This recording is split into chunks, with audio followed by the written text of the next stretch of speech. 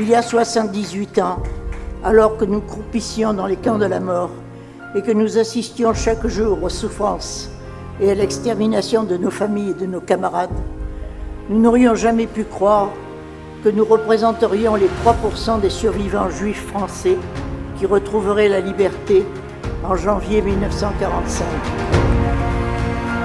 Le 24 août dernier, un séisme a frappé la communauté juive de Marseille. Le rabbin Avraham Mimoun Zatzal quittait brutalement ce monde.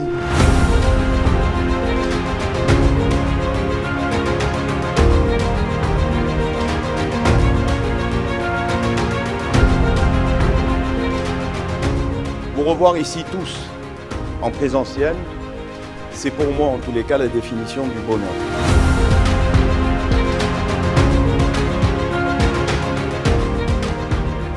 Oui, mesdames et messieurs, ce dîner est particulier car il vient clore le deuxième et dernier mandat de notre cher président.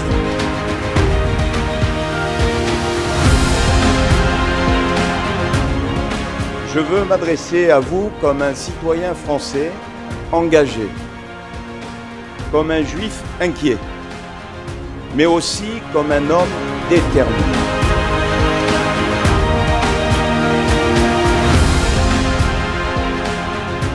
La guerre de retour en Europe, la crise économique qui couve, les tensions sociales qui grondent, tout cela contribue à un climat morose. Et j'ai d'ailleurs une pensée chaleureuse et solidaire pour les populations meurtries.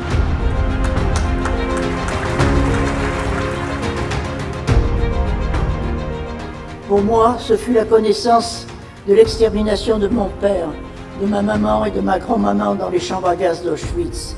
Depuis 2003, 12 personnes ont été assassinées parce que juives.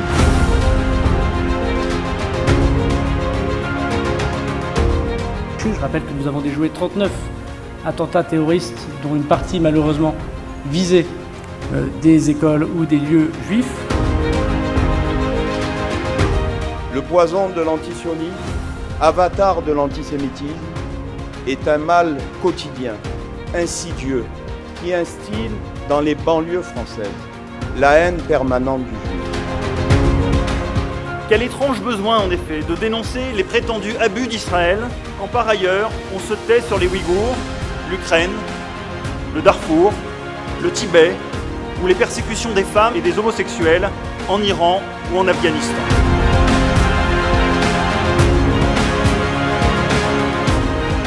L'antisémitisme est vu comme une opinion comme les autres. Et la haine d'Israël est devenue comme une opinion comme les autres, comme si nous avions le droit de le porter. Comme si d'ailleurs on faisait semblant de ne pas voir en effet que la haine d'Israël n'est pas la même chose que la haine du juif, alors que c'est intrinsèquement, profondément, ontologiquement la même chose.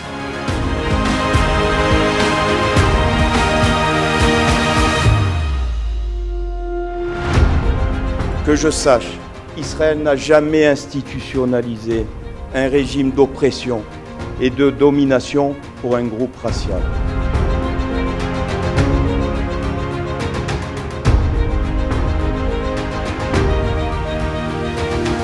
Israël a le droit d'exister, Israël a le droit de se défendre.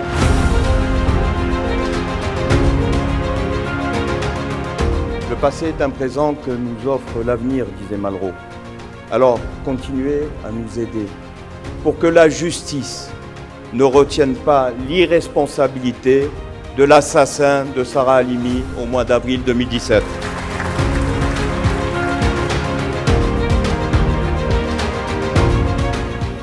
Alors vous avez cité Rousseau, il n'est pas dans ma coutume de citer des écrivains communistes, parce qu'ils ont énormément de talent. Mais enfin, il y a un très joli vers, dans La Rose et le Réséda, quand les blés sont sous la grêle, fou est celui qui fait le délicat. Eh bien, j'invite chacun à ne pas être trop délicat et de rattraper avec nous le temps perdu pour protéger les Juifs de France.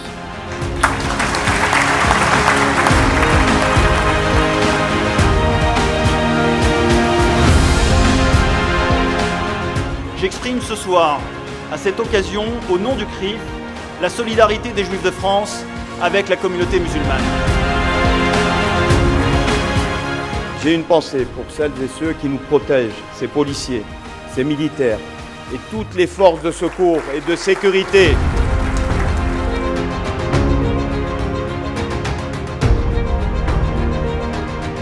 Dans votre discours, j'ai entendu aussi un militant de la bonne cause, et c'est un joli nom que d'être militant.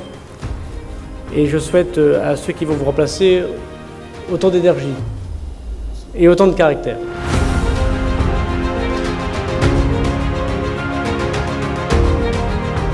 Je veux transmettre à celle qui va me succéder, à Fabienne Bendayan, mes plus sincères encouragements.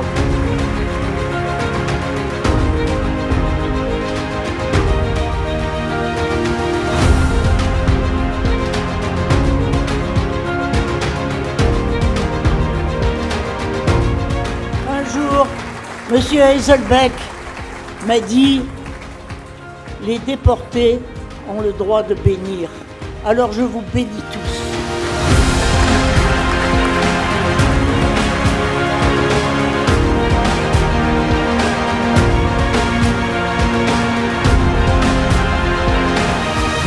Alors ainsi, une et indivisible, vivra la République. Et toujours, toujours vivra la France. Merci.